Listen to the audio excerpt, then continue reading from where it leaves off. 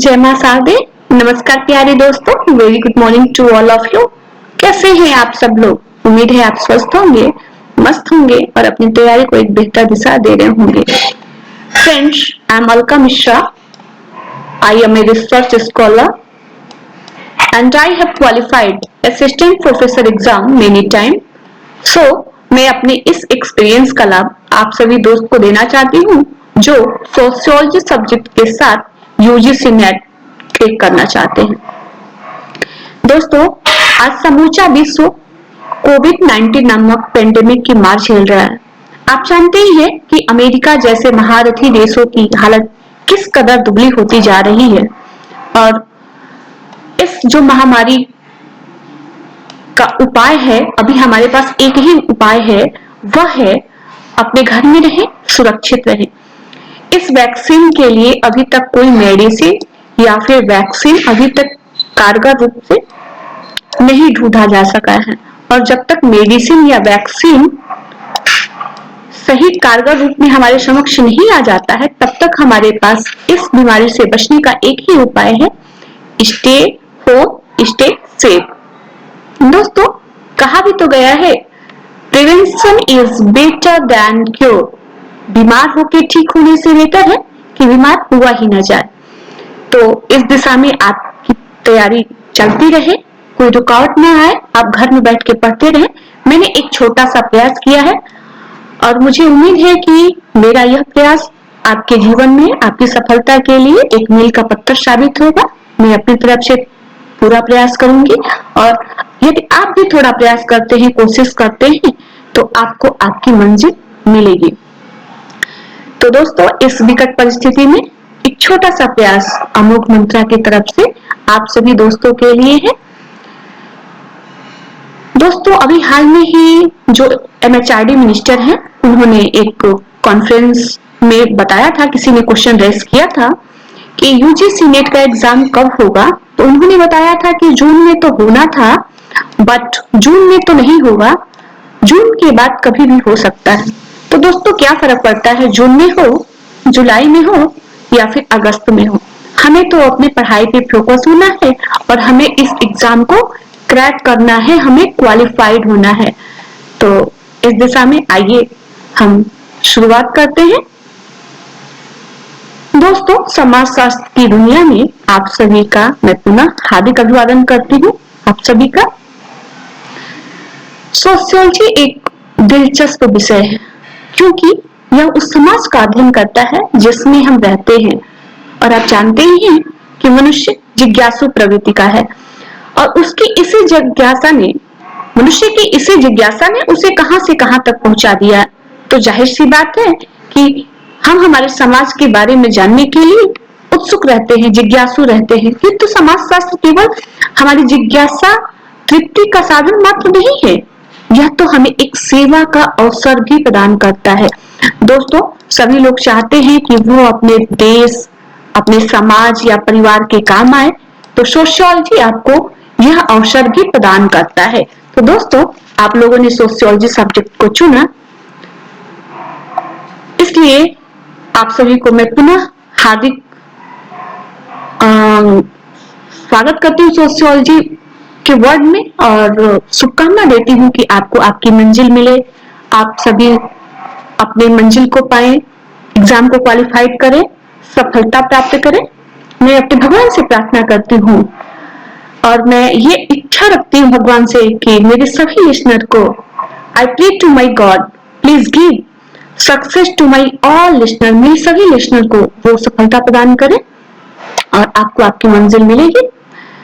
तो दोस्तों, बिल्कुल हम होंगे कामयाब, इसी बुलंद नारे के साथ आइए शुरू करते हैं। All the best for you क्योंकि ऑल इज वेल। दोस्तों, हैं अगर उम्मीदें तो मंजिलें मिलेंगी, हैं अगर उम्मीदें तो मंजिलें मिलेंगी, शर्त यह है बिना रुके चलना होगा। शर्त यह है कि बिना रुके चलना होगा, जिस जगह हो अमावस की हुकूमत, जिस जगह हो अमावस की हुकूमत, उस जगह दिया सा जलना होगा। विश्वास रखिए, कर्म करिए, फल जरूर मिलेगा।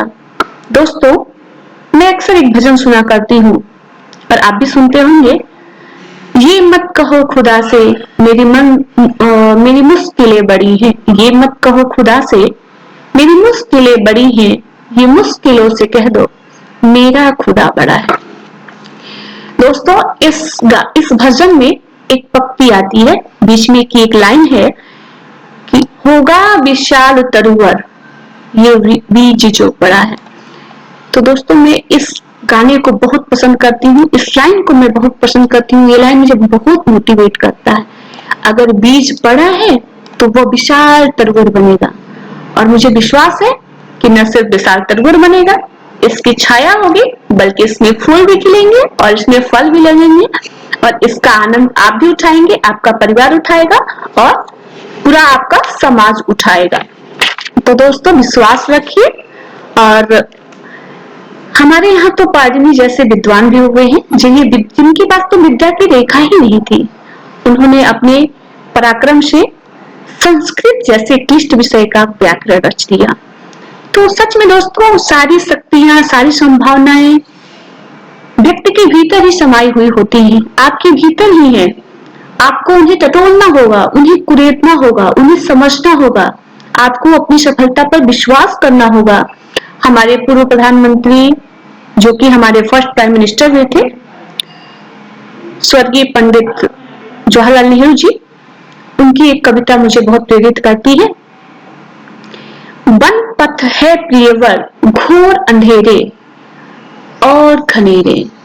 वन पथ है प्रियवर घोर अंधेरे और घनेरे, फिर भी वादे जो पूरे करने हैं। फिर भी वादे जो पूरे करने हैं और दूर जाना है मिलो सोने से पहले। तो दोस्तों आपको अपने मंजिल को पाने के लिए प्रयास करना होगा और सोने से पहले अपनी मंजिल को, मतलब विश्राम के पहले, अंतिम विश्राम के पहले तक आपको अपने प्रयास में लगे रहना होगा और निश्चित तौर पे सफलता आपके हाथ में होगी। तो दोस्तों एक बार पुनः मैं आपको सोशियोलॉजी वर्ड में स्वागत करती हूँ। आइए देखते हैं कि हमारे पढ़ने का तरीका क्या होगा। दोस्तों हमारा जो गोल होगा, लर्न विथ प्रैक्टिस। जो कुछ भी हम पढ़ेंगे वो प्रैक्टिस के साथ पढ़ेंगे। आपने सुना होगा प्रैक्टिस मेक पर्सन परफेक्ट। यदि आप परफेक्ट बनना चाहते हैं तो आपको मेहनत करने के साथ साथ अभ्यास करना होगा। अभ्यास से ही आप परफेक्ट बन सकते हैं। अभ्यास मनुष्य को पूर्णता प्रदान करती है।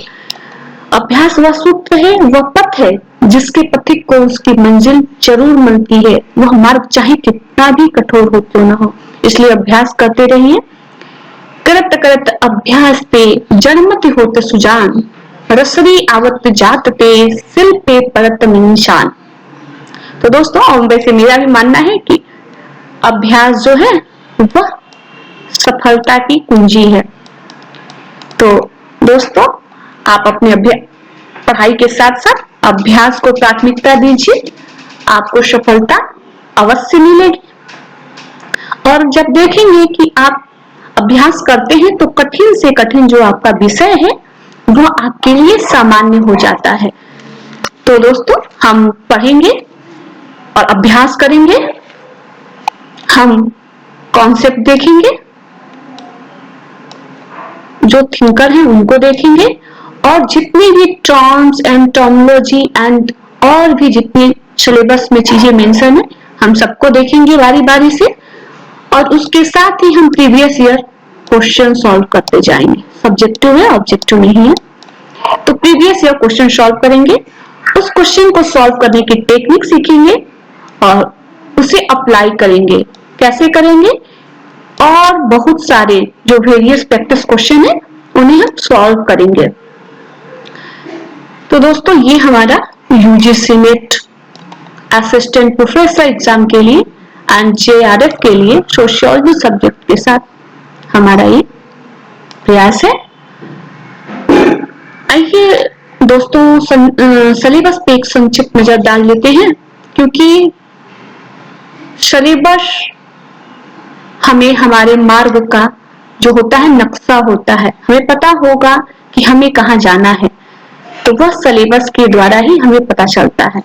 तो आइए हम सिलेबस देखते हैं। उसके पहले दोस्तों एक मैं छोटी सी कहानी कहना चाहती हूँ। मुझे बहुत पसंद है ये कहानी और मैं अक्सर सुना करती हूँ और दूसरों को सुनाया करती हूँ, इसलिए मैं सिलेबस में जाने से पहले आपको एक छोटी सी कहानी ये सुनाना चाहती हूँ। दोस्तों एक ऋषि थे, उन्होंने तोते पाल रखे थे। उन्होंने कुछ तोते पाल रखे थे और उन्होंने तोतों को सिखा दिया था, शिकारी आएगा, जाल बिछाएगा, दाना डालेगा, लेकिन हम दाना नहीं चुगेंगे। शिकारी आएगा, जाल बिछाएगा, दाना डालेगा और दाना हम नहीं चुगेंगे। दोस्तों सारे तोते इसे रट लिए थे और हमेशा गाया करते थे। एक बार एक बहेलिया आया, उसने देखा कि तोते तो ऐसा गाना गा रहे हैं तो मुझे कोई शिकार मिलेगा ही नहीं। वो बहुत निराश हुआ, फिर भी उसने कुछ विचार करके जाल बिछा दिया और दाने भी डाल दिया। और क्या हुआ दोस्तों, सारे तोते आके दाना चुगने लगे और फंस गए। यहाँ पे क्या हुआ था, ऋषि ने जो है उन्हें बताया तो था कि बहेलिया आएगा, दाना डालेगा, जाल बिछाएगा, हम दाना नहीं चुगेंगे, लेकिन उसे अप्लाई करता नहीं सिखाया था, उसका एप्लीकेशन उन्हें नहीं बताया गया था। तो दोस्तों जो हम पढ़ते हैं, जो हम सीखते हैं, उसे हमें जीवन में अप्लाई करना चाहिए। यदि हम अप्लाई नहीं करते हैं तो वह शिक्षा हमारे लिए व्यर्थ है। तो हमको ये कहानी अच्छी लगती है और मुझे पता है कि आपको भी अच्छी लगेगी, और जो आप सीखेंगे, कहीं भी सीखेंगे, यहाँ सीखेंगे, कहीं और सीखेंगे, उसे अपने जीवन में लागू करेंगे, तभी उसकी सार्थकता है। तो आइए दोस्तों सिलेबस देख लेते हैं संक्षिप्त में। दोस्तों सिलेबस हमारा ब्रॉड है, हम पूरे सिलेबस को एक साथ नहीं देखेंगे। जो हमें पढ़ना है, जब हम जिस यूनिट पे होंगे उस यूनिट का सिलेबस देखेंगे। उस यूनिट को फिनिश करने के बाद जब हम दूसरे यूनिट पे आएंगे तो पुनः उस सिलेबस को देखेंगे। अभी हम यूनिट फर्स्ट देख रहे हैं, ये है हमारा यूनिट फर्स्ट, समाजशास्त्रीय सिद्धांत, सोशियोलॉजिकल थियरी। ये 5 पार्ट में है। पहला है शास्त्रीय समाजशास्त्रीय परंपराएं, क्लासिकल सोशियोलॉजिकल ट्रेडिशन। दूसरा है संरचना, प्रकार्यवाद एवं संरचनावाद, स्ट्रक्चर, फंक्शनलिज्म एंड स्ट्रक्चरलिज्म। तीसरा है व्याख्यात्मक एवं निर्वचनात्मक परंपराएं, hermeneutic and interpretive tradition. Next है उत्तर आधुनिकतावाद, उत्तर संरचनावाद तथा उत्तर उपनिवेशवाद, post modernism, post structuralism and post colonialism. Next जो है इंडियन थिंकर पे है, Mahatma Gandhi, M.K. Gandhi, B.R. Ambedkar, Radha Kamal Mukherjee, G.S. Ghurye, M.N. Srinivas and Irawati Karve के साथ। इस प्रकार आप देखेंगे दोस्तों तो ये हमारे 26 थिंकर होते हैं। 26 ये थिंकर को यदि हम पढ़ लेते हैं तो हमारा लगभग 45% सिलेबस कवर हो जाता है, क्योंकि जो कुछ भी पूछा जाता है, बहुत सारी उसमें जो क्वेश्चन ऐसे होते हैं जो टर्म से होते हैं, और वो टर्म कहाँ से आते हैं, वो थिंकर के पास से आते हैं। उसके अलावा बुक्स पूछे जाते हैं, बुक्स कौन राइटर ने लिखा था, और मेथड पूछे जाते हैं, मेथड पूछे जाते हैं कि किस मेथड का यूज किया गया था किस थिंकर के द्वारा। तो दोस्तों ये सब हम थिंकर को पढ़ने के साथ जानते हैं। तो अगर हम 26 थिंकर को पढ़ लेते हैं अच्छे से, तो यह मान लीजिए कि आपकी सफलता सुनिश्चित है। यानी अगर यदि आप यूनिट फर्स्ट को पूरे मनोयोग से पढ़ते हैं तो आपकी लगभग सफलता सुनिश्चित हो जाती है। तो दोस्तों आइए थोड़ी स्ट्रेटजी पर देख लेते हैं। दोस्तों किसी भी स्ट्रेटजी का मतलब होता है रणनीति, रणनीति का मतलब युद्ध नीति। यानी अगर आप कोई भी नीति बना रहे हैं, आप महासमर में उतर रहे हैं, अगर यूजीसी नेट के लिए या कोई प्रिपरेशन कर रहे हैं जो पढ़ाई के लिए, कंपटीशन एग्जाम, कॉम्पिटिटिव एग्जाम के लिए है, तो आपके पास 2 चीजें स्ट्रेटजी बनाने से पहले 2 चीजें आपके पास जरूर होनी चाहिए। वो पहला क्या है, सिलेबस, और दूसरा क्या है, प्रीवियस ईयर क्वेश्चन पेपर। दोस्तों जो सिलेबस होता है वो हमारे लिए मैप, एक फॉर्मेट का काम करता है। ये हमें एक खाका देता है, उससे हम एक अनुशासन में रहते हैं, हमें पता होता है कि हमारा दायरा क्या है, वो हमें एक सीमा देता है। और प्रीवियस ईयर क्वेश्चन पेपर जो है हमें बताता है कि वह कैसा होगा, पेपर हमारा कैसा होगा, यानी हम कैसे पढ़ रहे हैं ये हमें पता चलेगा। ये हमारे लिए लाइट हाउस का काम करते हैं दोस्तों। ये syllabus and previous year question paper ये आपके लिए लाइट हाउस का काम करते हैं दोस्तों। लाइट हाउस वो होता है जो समुद्र में जब जहाज नावें चला करती हैं तो रास्ते में बीच बीच में एक पोर्ट टाइप का बना होता है, वहां पे लाइट जला करती है, वहां पे कुछ प्रसाधन भी होते हैं इनको विश्राम करने के लिए, जो नाविक चाहते हैं कि विश्राम करे वो विश्राम भी कर सकते हैं हल्का फुल्का, और फिर ये यहाँ से अपनी अगली यात्रा के लिए निकल सकते हैं। तो ये पता चलता है कि वो सही दिशा में जा रहे हैं, मार्ग भटके नहीं है। तो ये हमारे लिए लाइट हाउस का काम करेगा कि आप भटक नहीं रहे हैं, आपकी दिशा सही है। दोस्तों सबसे जरूरी चीज होता है स्टडी में टाइम मैनेजमेंट। जब आप पढ़ रहे हैं तो आपके लिए टाइम मैनेजमेंट को ध्यान देना होगा। आपके लिए फर्स्ट पेपर है और ये आपका दूसरा जो पेपर होगा वो सेकंड पेपर है। तो इसमें फर्स्ट पेपर में आपके 50 क्वेश्चंस हैं और सेकंड पेपर में 100 है। आप किसी भी पेपर को इग्नोर नहीं कर सकते हैं। तो ऐसी परिस्थिति में आपको समय, अगर 30 मिनट आप फर्स्ट पेपर को दे रहे हैं तो 60 मिनट आपको पेपर सेकंड के लिए भी निकालना होगा।